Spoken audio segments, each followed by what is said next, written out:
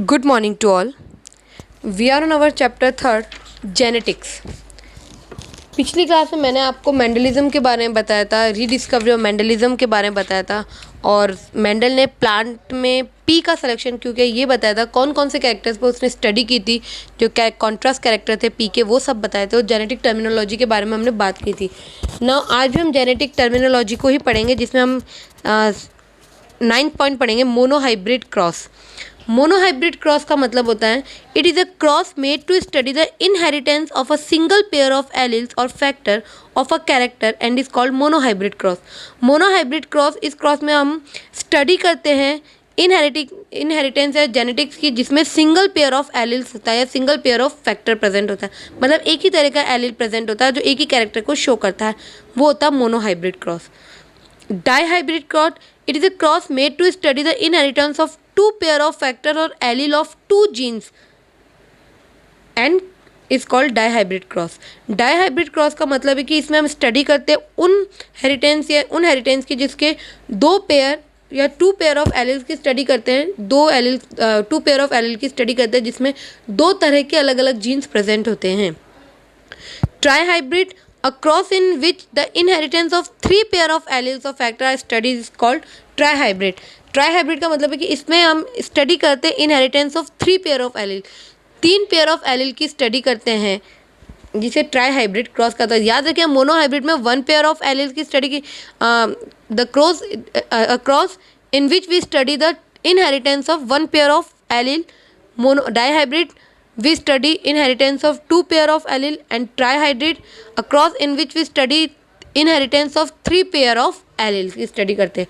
और पॉलीहाइब्रिड में various pair of allele, काफ़ी सारे एलिल्स जो होते हैं, काफ़ी सारे पेयर ऑफ एलिल्स होते हैं, उनकी स्टडी की जाती है। तो polyhybrid the cross in which the inheritance of various pair of alleles or factors are studies is called polyhybrid test cross. ना पहला है आपका टेस्ट क्रॉस और बैक क्रॉस, ये अच्छे से पढ़ना है आपको। ये आगे मैं पूरा डिटेल में समझाऊंगी कि टेस्ट क्रॉस क्या है और बैक क्रॉस क्या होता है, ये दोनों क्वेश्चन भी बनते हैं इनके ऊपर। तो टेस्ट क्रॉस है the cross in which F1 generation is crossed with the recessive homozygous parent. Test cross के अंदर जो F1 जनरेशन होती है, टेस्ट क्रॉस में जो हमारी F1 जनरेशन होती है उसे हम एक रिसेसिव होमोजाइगस पेरेंट, होमोजाइगस जिसमें दोनों एक ही तरीके के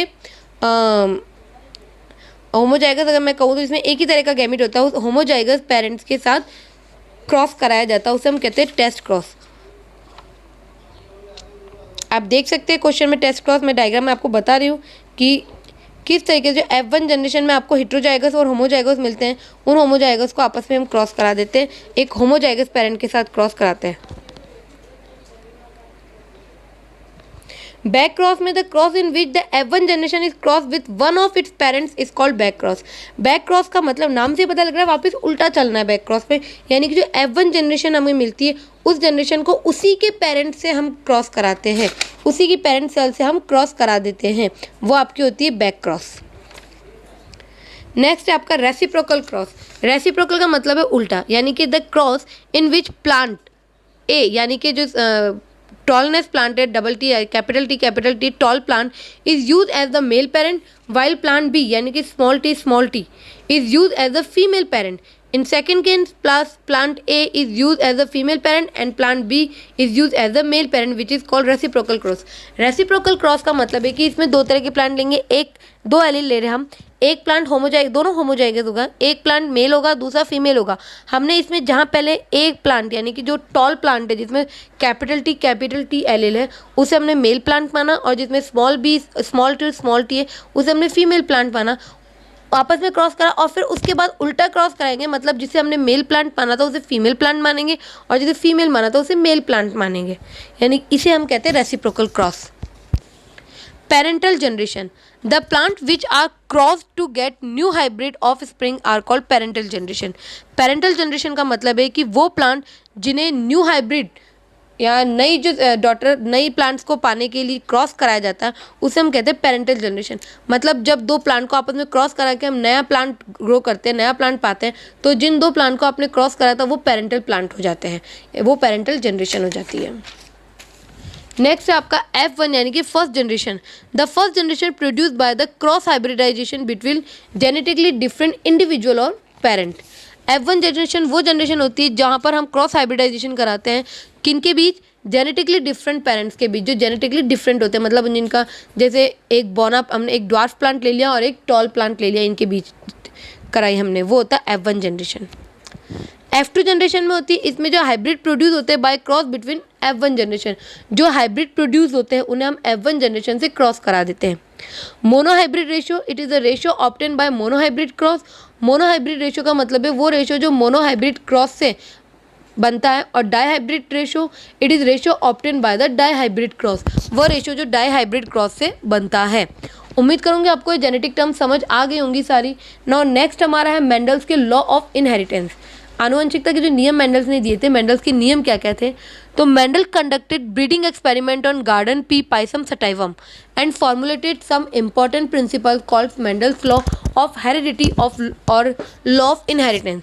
जो मेंडल्स के लॉ है उन्हें दो नामों से जाते हैं, law of heredity and Mendel's law of inheritance, या लॉ ऑफ हेरिडिटी और लॉ ऑफ इनहेरिटेंस, जिसे मेंडल ने पी प्लांट के ऊपर किया था। पी प्लांट का साइंटिफिक नेम होता है पाइसम सटाइवम।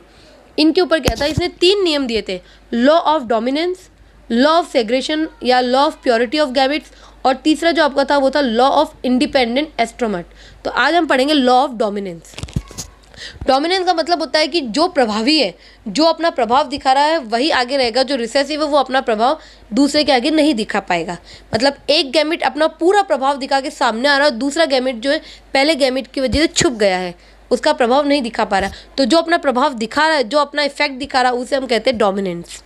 तो लॉ ऑफ डोमिनेंसी का मतलब है this law of Mendel is based on the result of monohybrid cross.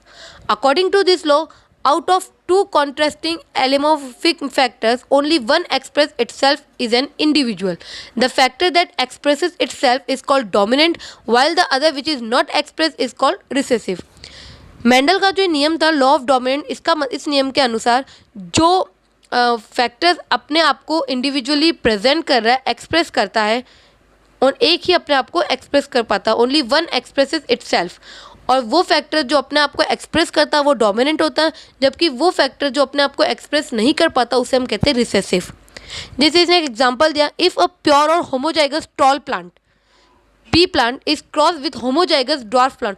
Homozygous इसे इसलिए किया है क्योंकि इसके अंदर कैपिटल टी और कैपिटल टी का यूज़ किया गया है ना। कैपिटल टी और एक कैपिटल और एक स्मॉल टी आता है, जैसे कि नीचे आपके हाइब्रिड टॉल बना है, वो आपका F1 जनरेशन है, जो कि होमोजाइगस नहीं होकर हिट्रोजाइगस है, क्योंकि उसमें दोनों एलील अलग अलग है।